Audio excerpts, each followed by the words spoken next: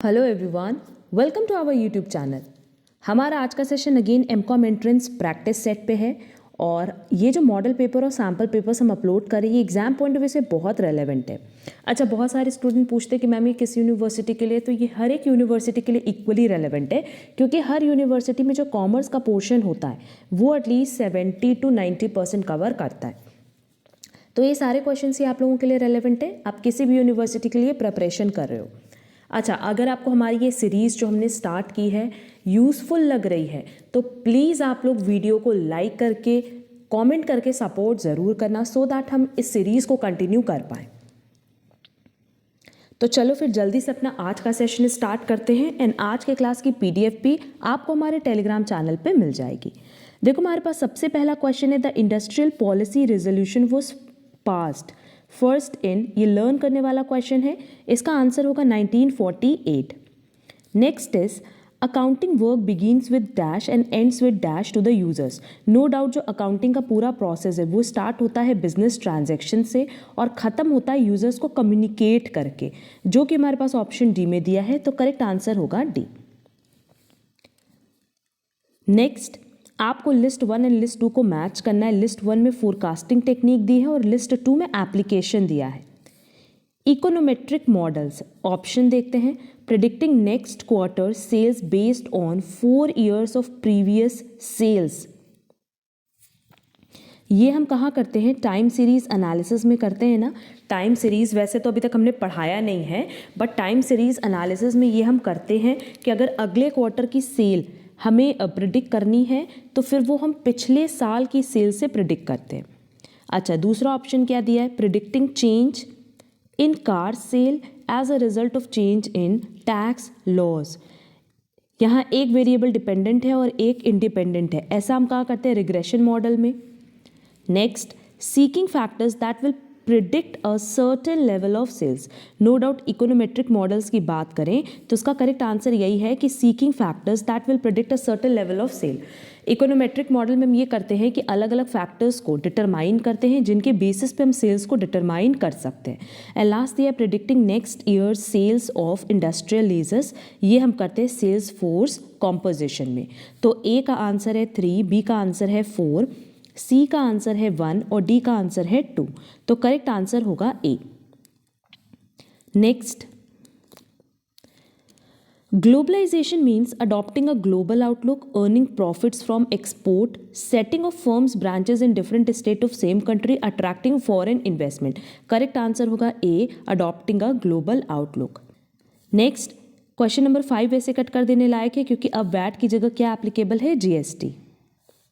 Next, the Finance Minister of India recently made a mention the infrastructure development in India should be done on PPP mode only। और यहाँ पे PPP का full form क्या है? Public private partnership, जो कि option A में दिया है।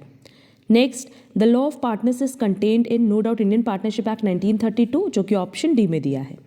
A prospectus which does not contain full information regarding price and quantum of shares offered, ऐसे prospectus को हम कहते हैं रेड हियरिंग prospectus। और इन सारे prospectus पे एक डिटेल सेशन हम बहुत जल्दी अपलोड करेंगे।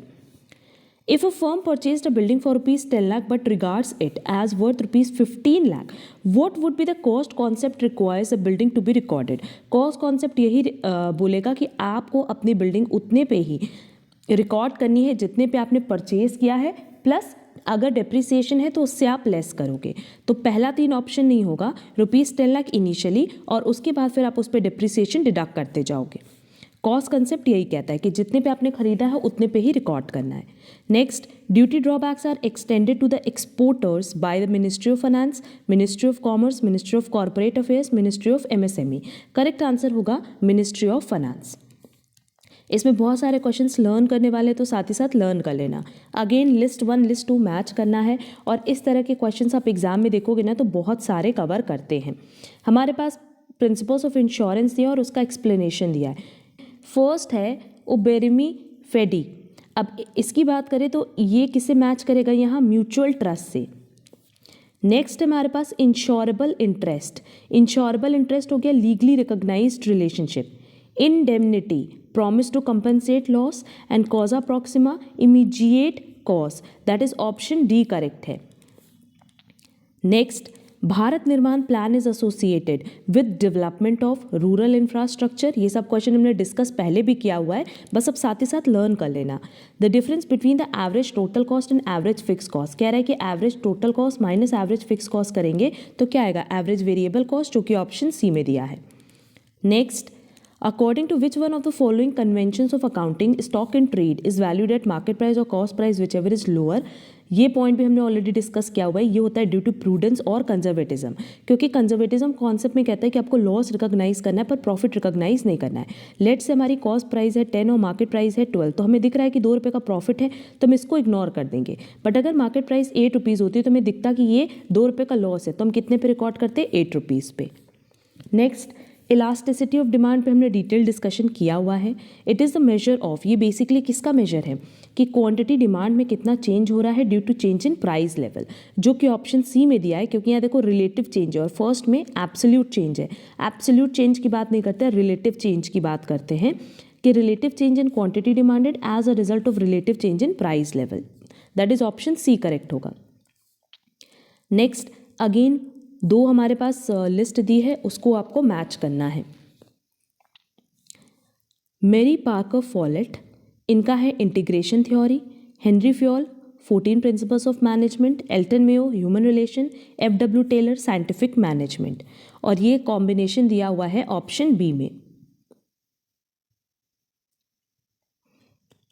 नेक्स्ट, NREGP, इसका फुल फॉर्म क्या है, national rural employment guarantee programme, that is option A.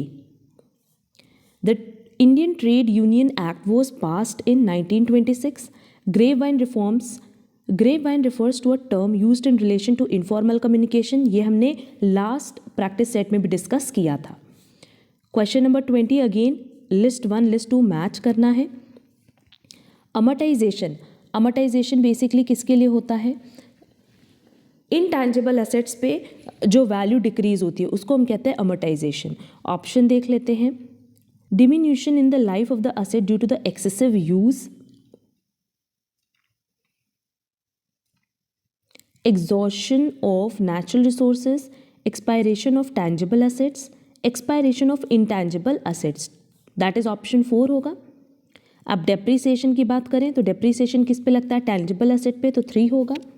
Depletion, depletion किसके लिए यूज होता है, नेचुरल रिसोर्सेज के लिए, एंड ऑब्सोलेंस के लिए होगा economic deterioration due to improved invention. First option extra दिया हुआ है, दैट इज करेक्ट आंसर होगा D. Next, again list 1 list 2 आपको मैच करना है। हमारे पास ABC एनालिसिस है और ये क्या है, inventory control. Fund flow analysis है, ये वर्किंग कैपिटल मैनेजमेंट है। ROI that is return on investment, ये है overall profitability. And standard costing based होता है कंपैरिजन एंड एनालिसिस में, जो कि ऑप्शन ए में दिया है, तो करेक्ट आंसर होगा A. Next, which one of the following function is concern with synchronizing and unifying the action of a group of people in an organization, directing, controlling, coordination। The Sikh Industrial Companies Act, ये किस year में पास हुआ था, 1985। The average weekly wage for a group of 25 person working in a factory was calculated to be इतना। It was later discovered that one figure was misread as 160 instead of the correct value 200। तो correct average veg क्या होगा हम लोग निकाल सकते हैं। हाँ, सिंपली यहाँ पे हम लोग करेक्टेड मीन अप्लाई करेंगे। हमारे पास मीन कितना दिया हुआ है, 378.40। हमारे पास समेशन एक्स नहीं दिया हुआ है, डिवाइडेड बाय 25। तो क्या इससे इनकरेक्ट समेशन एक्स निकाल लेंगे, सिंपली आपको मल्टीप्लाई करना है 378.40 मल्टीप्लाई बाय 25। तो हमारे पास समेशन एक्स, जो इनकरेक्ट समेशन एक्स है वो आया 9460। अब हमें करेक्ट समेशन एक्स निकालना है, तो इनकरेक्ट समेशन एक्स में से इनकरेक्ट वैल्यू को माइनस कर देंगे और करेक्ट वैल्यू को ऐड कर देंगे। तो मेरे पास करेक्ट समेशन एक्स आ गया 9500 डिवाइडेड बाय 25। इससे मेरा करेक्ट मीन आ जाएगा, जो कि आएगा 380, option A. Next, What is the full form of NITI Aayog which replace planning commission? इसका फुल फॉर्म है national institution for transforming India Aayog, जो कि ऑप्शन ए में दिया है। Next, the doctrine of indoor management seeks to protect outsider against the company, protect company, determine the relationship. इसका काम यही है कि आउटसाइडर को प्रोटेक्ट करता है against the company. Which one of the following helps in determining long-term objective of an organization, adoption of courses of action, and allocation of resources necessary to achieve the set goals? Rules is policies, procedure. Correct answer होगा D, strategies. STEP is the abbreviated name of the welfare program to help women. Cost incurred on the building is, अब building पे आप जो भी खर्चा करते हो वो कैसा खर्चा होगा? Fix cost. Additional cost by producing one more unit, इसको हम हमेशा मार्जिनल या एडिशनल कॉस्ट कहते हैं. दैट इज करेक्ट आंसर होगा D, marginal cost. Next, span of control का क्या मतलब है? An organisation consist of various department, each persons authorities clearly defined, every subordinate has one superior, a manager can supervise only a limited number of subordinates. ये सब point हमने बहुत बार discuss किया हुआ है.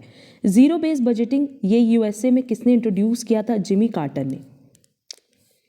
Name the e commerce company which launched India art house for handicraft lovers. Flipkart. Next, priority to heavy industry was given for the first time in second 5-year plan.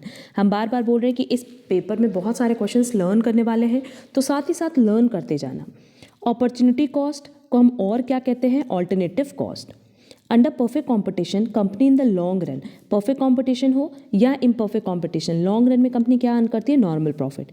Which one of the following transaction does not affect the balance sheet total? Option देख लेते हैं. अगर हम 5,000 का purchase करेंगे credit पे तो creditor बढ़ेंगे और हमारा स्टॉक भी बढ़ेगा. पेमेंट ऑफ 30,000 नॉट पेबल, अगर आप पेमेंट करें तो कैश डिक्रीज होगा, क्रेडिटर भी डिक्रीज होगा. कलेक्शन ऑफ 40,000 फ्रॉम डेटर्स, अगर डेटर्स से कलेक्शन हो रहा है तो कैश इंक्रीज होगा और डेटर डिक्रीज होगा. तो इससे क्या हमारा बैलेंस शीट का टोटल इफेक्ट होगा? नहीं. एसेट साइड ये बैलेंस हो जाएगा. तो करेक्ट आंसर होगा C. Next, which one of the following relationship between three means is correct? ये पॉइंट हमने अपने सेकंड चैनल पे डिटेल में डिस्कस किया हुआ है कि arithmetic mean is greater than equal to geometric mean is greater than equal to harmonic mean. Share holder क्या अर्न करते हैं? डिविडेंड. इनडिफरेंस कर्व हमेशा क्या होता है? कन्वेक्स. इस तरह के क्वेश्चन सब एग्जाम में कवर करते हैं. ये जितने भी पैटर्न पे हम क्वेश्चन करा रहे हैं, आप देखना एमकॉम एंट्रेंस एग्जाम में इसी लेवल के क्वेश्चन सब कवर करते हैं. मैच द फॉलोइंग हो गया, असर्शन रीजन हो गया, स्टेटमेंट हो गया, इस पैटर्न पे भी एग्जाम में क्वेश्चंस कवर किए जाते हैं. Ordinal measure of utility, ordinal किससे रिलेटेड होता है? इंडिफरेंस कर्व से. और कार्डिनल किससे रिलेटेड होता है? मार्जिनल यूटिलिटी से. Cross elasticity of demand between T and sugar, अब टी एंड शुगर की बात करें तो इनके बीच में कैसा रिलेशन है? नेगेटिव, क्योंकि अगर शुगर की प्राइस बढ़ेगी तो टी की डिमांड घटेगी एंड सो ऑन. तो करेक्ट आंसर होगा बी, नेगेटिव. और नेगेटिव इसलिए भी है क्योंकि ये कॉम्प्लीमेंट्री प्रोडक्ट्स हैं. हमने इस पे डिटेल डिस्कशन अपने चैनल पे किया हुआ है, तो अब वहाँ से ये क्लासेस ज़रूर से कवर कर लेना, क्योंकि इस पे एग्जाम में क्वेश्चंस कवर करेंगे ही करेंगे. If two variables changes in the same ratio and in upward direction, तो फिर हम उसको क्या बोलेंगे? Perfect positive. That is correct answer होगा B, +1. The competence of a company to make a contract is decided by its memorandum of association, क्योंकि memorandum of association में ही object clause लिखा होता है.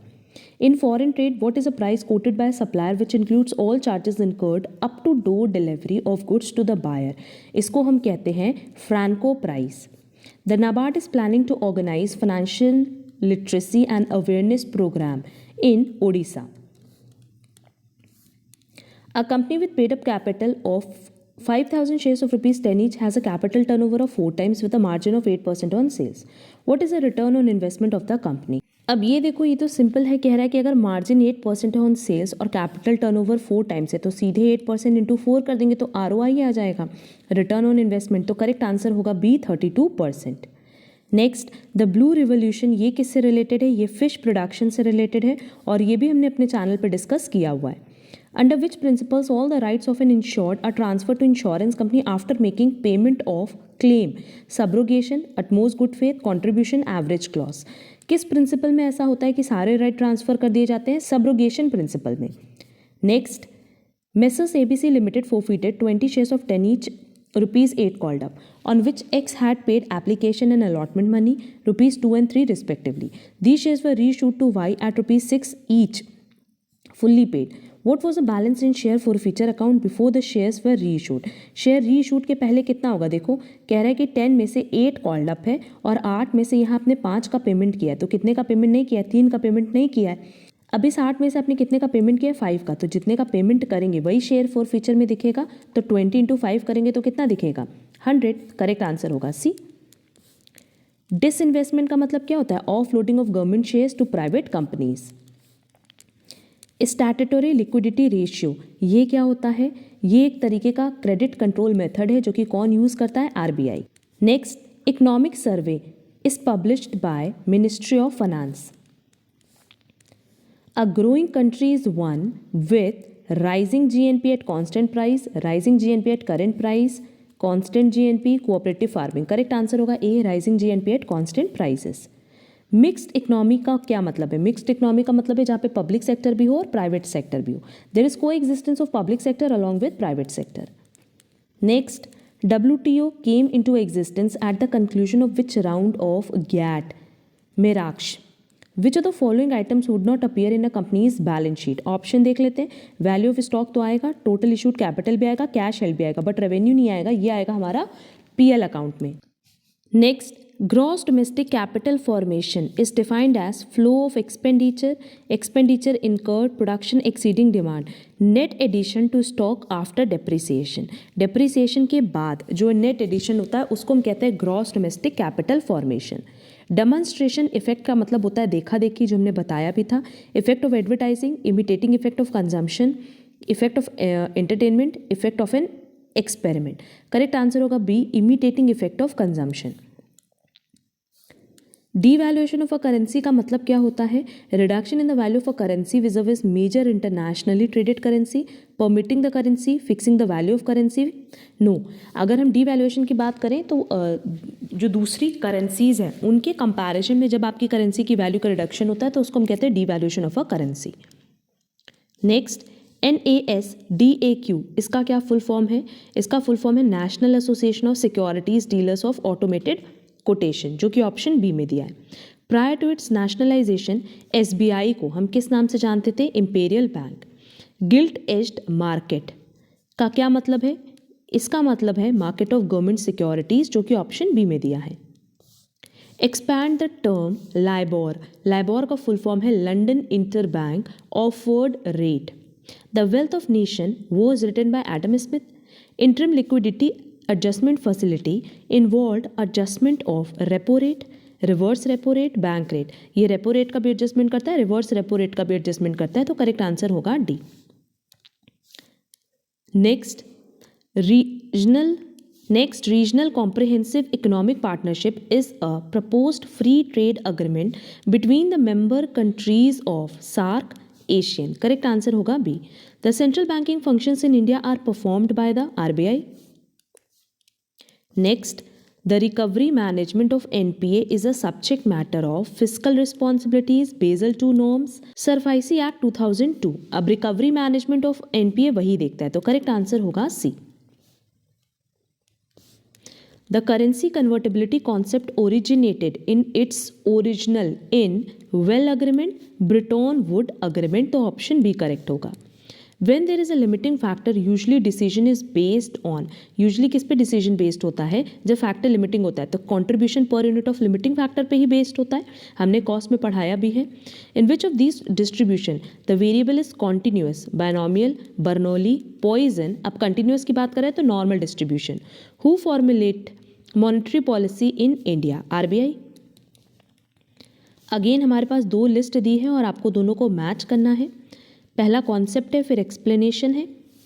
Theory of specialisation, number of subordinates to be supervised, ये किसका होगा, span of management का होगा। Plan of reporting in an organisation, ये होगा चेन ऑफ कमांड का। पैटर्न ऑफ ग्रुपिंग एक्टिविटीज़, ये डिपार्टमेंटेशन का है। And break down of a complex task, theory of specialisation, तो ऑप्शन बी करेक्ट होगा क्योंकि ए का 4 होगा, बी का 3, सी का 1 और डी का 2, जो कि ऑप्शन बी में दिया है। नेक्स्ट, आज का लास्ट क्वेश्चन है, in an open economy the national income that is Y of the economy is. ये हमारे पास ओवरऑल 75 MCQs थे जो कि एग्जाम पॉइंट ऑफ व्यू से बहुत रेलेवेंट है। किसी भी क्वेश्चन में कोई डाउट होगा तो कमेंट बॉक्स में कमेंट कर सकते हो एंड आप हमसे टेलीग्राम एंड व्हाट्सएप पे भी कनेक्ट कर सकते हो जिसकी लिंक आपको डिस्क्रिप्शन बॉक्स में दी गई है। अगर आपको आज का क्लास यूजफुल लगा है तो वीडियो को लाइक कमेंट शेयर ज़रूर करना एंड अगर आप हमारे चैनल पे नए हो तो चैनल सब्सक्राइब जरूर कर देना सो दैट आगे की क्लासेस की नोटिफिकेशन आपको टाइमली मिल पाए। अब हम लोग मिलेंगे हमारी नेक्स्ट क्लास में। आज के लिए बस इतना। Thank you so much.